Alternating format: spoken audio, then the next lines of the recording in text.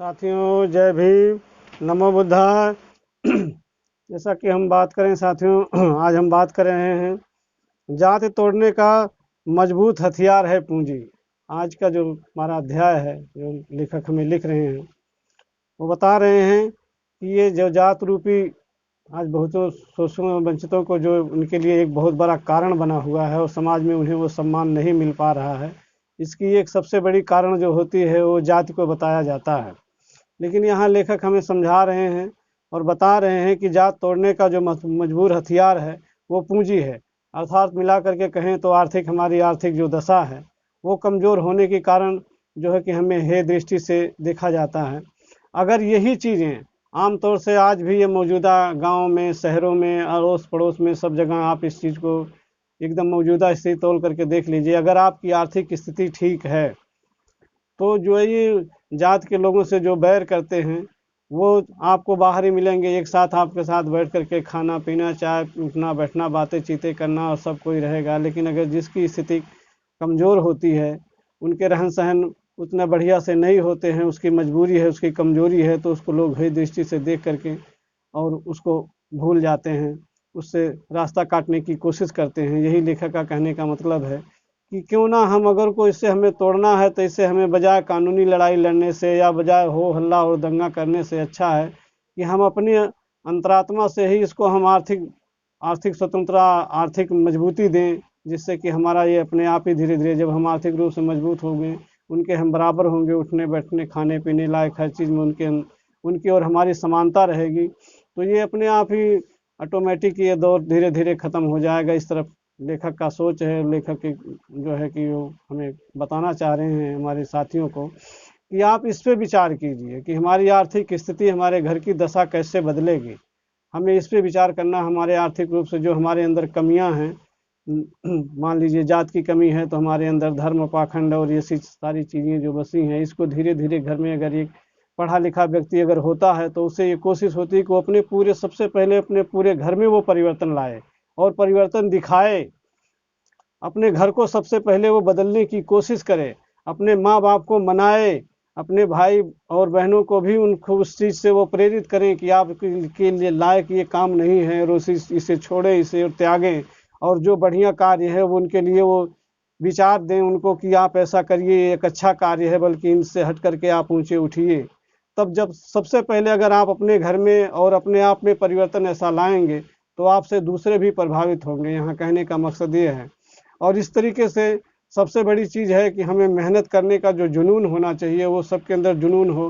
हालांकि ये हमारा जो ये बहुजन समाज है हमेशा सशक्त रहा है, हमेशा मेहनत कस रहे हैं, इनके मेहनत में कोई कमी नहीं है, बशर्ते इनकी शिक्षा कमी होने के कारण इनकी जो सोच विचार के तरीके हैं वो उस तरीके से वो नहीं है, जिस कारण से हमेशा पीछे रह जाते हैं। लेखक इन्हीं सब चीज़ों पे आधार बता करके हमें प्रेरणा देना चाह रहे हैं, बताना चाह रहे हैं कि हमें कोशिश करनी चाहिए कि हमें ऐसे फालतू के आडंबरों में ना पढ़ करके हम शिक्षा के ऊपर ध्यान दें। और जहाँ तक हमारी मजबूती, हर माँ बाप ये चाहता है कि मैं ज़्यादा से ज़्यादा अपने बच्चे को शिक्षित करूँ, ये सबकी सोच होती है। लेकिन फिर भी हम जहाँ तक ही जाते हैं, ऐसी कोई बात नहीं है कि हमको शिक्षा जाने के लिए वहाँ उस स्तर तक ही जा करके हम ऐसा कर पाए। नहीं, जहाँ तक हमारी मौजूदा शिक्षा स्थिति है उसके अनुसार ही, शिक्षा के अनुसार हम अपने आप में परिवर्तन की कोशिश करें। सबसे पहले अपने घर में परिवर्तन ले आएँ और इसके बाद फिर हम अपने अड़ोस पड़ोस को प्रेरित करें कि फला आदमी फला तरीके से देखिए कैसे अपना अच्छे तरीके से अपना सारा काम मेकअप कर लेता है और अब किसी को उससे राय लेने की ज़रूरत नहीं होती है।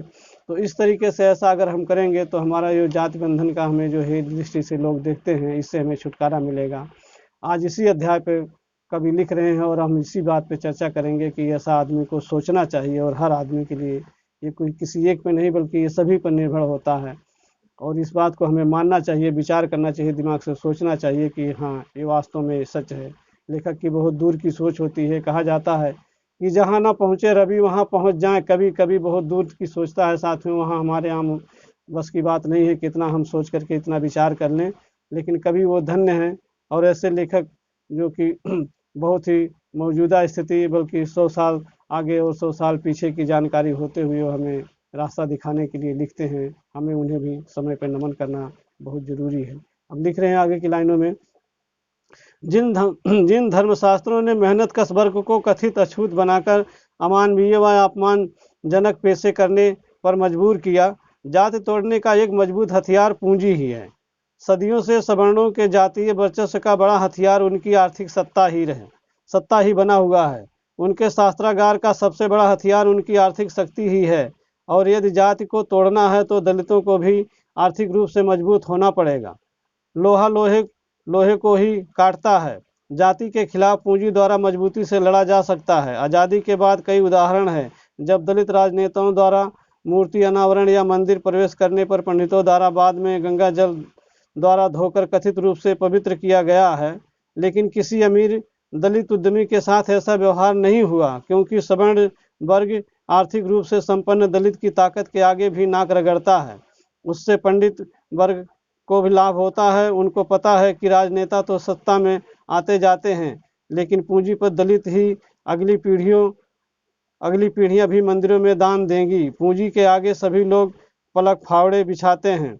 यह भी सही है कि एक दलित उद्यमी को अपने संघर्ष के दौरान जात के कारण काफ़ी मुश्किलें झेलनी पड़ती हैं।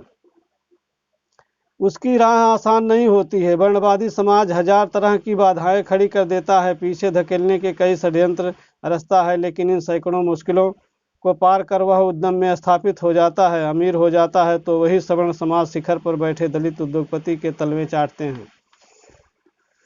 यह सब पूंजी का ही कमाल है। साथियों, सोचना चाहिए कि अगर कोई वहीं पे जगह पर अगर वो पूंजीपत होता है, धनवान होता है, तो ब्राह्मण भी ये सोचता है, पंडित भी ये सोचता है कि ये भी दान करेगा और इसकी आने वाली पीढ़ी भी दान करेगी, और वहाँ वो कोई उस चीज़ का वर्चस्व नहीं रखता है, उनमें भी उनका श्रेय छुपा हुआ होता है। इसी चीज़ को यहाँ लेखक दर्शा रहे हैं कि हमें ऐसा है कि अगर हम आर्थिक रूप से हम मजबूत होंगे तो हमारे सारे ये बंधन है, ये बंधन हमारे बंधन नहीं रह जाएंगे, बल्कि ये हमको इसमें अपने आप स्वतंत्र रूप से जीने का पूरा अवसर और अधिकार मिल जाएगा।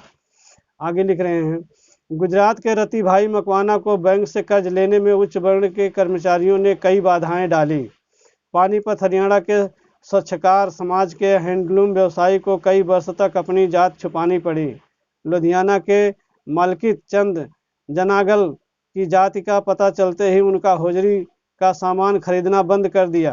जोधपुर के अशोक कुमार ने जब अपने ब्रांड के कोल्ड ड्रिंक्स की फैक्ट्री खोली तो चमार का कोल्ड ड्रिंक्स बताकर वर्णवादी समाज ने पीने से मना कर दिया और जमा जमाया बिजनेस बंद करना पड़ा। लेकिन जब कई तरह के बिजनेस में स्थापित हो गए तो अब उनकी जात पर कोई ध्यान नहीं देता है। सवर्णों का सिर्फ उनकी आर्थिक ताकत नजर आती है, जिसके आगे वह नतमस्तक होता है।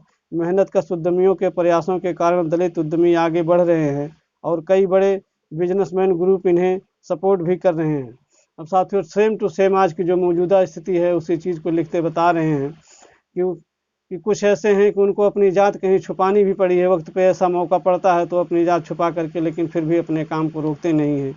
अब जैसा कि उदाहरण दे रहे हैं कि चमार नाम की कोल्ड ड्रिंक की कंपनी जमी जमाई हुई, लेकिन उनको जात नाम से सवर्णों ने ऐसा प्रचार प्रसार कर करके अंत में उन्हें मजबूर करके उस फैक्ट्री को बंद कर दिया। लेकिन फिर भी साथियों, यहाँ बहुत गर्व की बात है, कहते हैं जहाँ चाह है वहाँ राह है, उसने हिम्मत को नहीं हारी। और उस एक धंधा एक कारोबार हमारा बंद हो जाने से क्या हुआ, हमारे लिए हजारों रास्ते खुले। उन्हें दूसरे वर्गों में अपनी पूंजी को लगा करके और फिर से धंधे को चालू करके और उन्होंने उस कामयाबी को हासिल किया। आज वही जो उनकी बुराई करते फिरते थे आज उनके पीछे पीछे उनके तलवे चाटने पे मजबूर हैं। जैसा उदाहरण इन्होंने दिया है बिल्कुल सच दिया है और कायम किया है। इन्होंने तो नाम पता भी बता करके इसमें संबोधित किया हुआ है कि आप पता कर लें कि हाँ उनका बिजनेस किस तरीके से चल रहा है। ऐसे हमारे युवा साथियों को इस पर ध्यान देना चाहिए। आगे की लाइनों पर फिर लेखक हमें संकेत दे रहे हैं। पारसी समुदाय ने रतन टाटा आज दलित उद्यमियों के बड़े हितैषी बने हुए हैं। टाटा समूह और देश दलित उद्योगों के उत्पादनों की मार्केटिंग के लिए अस्थायी व्यवस्था कर रहा है ताकि उद्योगों को व्यवसाय पाने में सफलता मिले। देश के बड़े शहरों में आयोजित दलित उद्यमियों के एक्सपो में टाटा ग्रुप की अगुवाई में सवर्ण उद्योगपति और दलित उद्योगपति एक मंच पर बैठकर व्यापार में विभिन्न समझौतों पर चर्चा करते हैं। आधुनिक उद्योग जगत में दलित समाज में उद्योगपतियों की यह पहली पीढ़ी है जिसने कई क्षेत्रों में अपनी पहचान बनाई है। सरकार ने भी सरकारी खरीद का 4% दलित कारोबारियों से खरीदने का फैसला लिया है। कभी दलितों के हाथ का छुआ पानी नहीं पीने वाले आज उनका बनाया पानी पी रहे हैं। आज दलित उद्यमी मिनरल वाटर बना रहे हैं। नैनो, पल्सर, हीरो मोटरसाइकिल बनाने में भी हमारी भागीदारी है। समुद्र के पाताल से तेल निकालने से लेकर आसमान के हवाई बिजनेस में भी दलित उद्यमी आ रहे हैं। महाराष्ट्र के जिस अशोक खाड़े को उनके गांव के मंदिर में नहीं घुसने दिया जाता था, आज करोड़पति अशोक खाड़े का पूरा गांव रेड कारपेट बिछा करके स्वागत करता है। यह सब पूंजी का ही चमत्कार है साथियों। एक बहुत बड़ी मिसाल है, कायम है कि बहुत यहाँ थोड़ी सी प्रसन्नता होती है। जैसा कि दे रहे हैं, टाटा से कौन परिचित नहीं है, पूरा देश तो देश विदेश तक में भी टाटा ग्रुप परिचित है। टाटा हो गए, सैमसंग हो गए और तमाम ऐसे जो हैं बड़े बड़े जो हितैषी हैं, कंपनी वाले हैं, वो लोगों ने भी 4%, टाटा ने ये तय कर दिया है कि हम 4% जो है वो अपने उद्योग में, अपने कारोबार में हम दलित उद्यमियों के हाथों से सामान खरीद करके और अपने उसमें करेंगे, ताकि इनको भी अवसर, बिजनेस में अवसर, बिजनेस करने का इनको भी पूर्ण रूप से अवसर मिल सके। ये कितनी अच्छी बात है। अब हमारे अंदर खुद ये जुनून और खुद जानकारी और सोच हमारे में भी कुछ पढ़ लिख करके ऐसे भी हो गए हैं, ऐसे लाचार हैं कि वो छोटा काम समझ करके हीन भावना की दृष्टि से वो कर नहीं पाते हैं और अपने जीवन को व्यर्थ करते हैं। कृपया खास करके उन साथियों से अपील है मेरा कि जैसा लेखक संदेश दे रहे हैं, वो कहीं ना कहीं इस तरीके से जाएं और जानकारी लेकर के और उनसे जुड़ने की कोशिश करें, उनसे सीखें, बिजनेस के गुण सीखें और उसमें जाएं। ये हर बाधाओं को दूर कर देगा। जैसे उदाहरण पे यहाँ बता रहे हैं कि जो लोग उनको मंदिर में प्रवेश नहीं करने देते थे, गांव में एक दुष्प्रचार के द्वारा उन्हें ये दृष्टि से देखा जाता था, आज जब उन्होंने करोड़ों के बिजनेस में अपना खड़ा किया और उनके पास पूंजी हुई, तो जो ही थे आज उनके पीछे पीछे घूमते हैं। और गांव वाले, जो उस गांव वाले उनको एक पैसे की कदर नहीं करते थे, आज वही पूरा गांव उनको गांव में आते ही कालीन और कारपोट बिछा करके उनका स्वागत करते हैं। ये भी एक पूंजीवाद का नाम। तो साथियों, पूंजीवाद और अपनी अर्थव्यवस्था को सही बनाएं, ये एक लेखक का बहुत बड़ा इशारा है, बहुत बड़ा संदेश है। तर्क के द्वारा समझा करके और बहुत ऐसे तरीकों से इनका श्रेय है, बताने का है।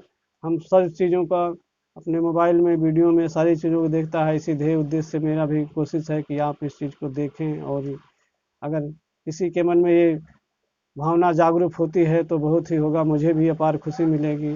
हालांकि मेरा पीछे जो वीडियो बने हुए हैं, काफ़ी लोगों ने सराहा है, देखा है और मुझे भी हौसला हुआ है, खुशी मिली। इसी उद्देश्य से मैं चाहता हूँ कि जो है कि इस वीडियो के माध्यम से हमारे युवाओं को थोड़ी बहुत चेतना और जागृति मिले और एक अच्छा जीवन जीने के लिए वो कोशिश करें, आगे बढ़ें।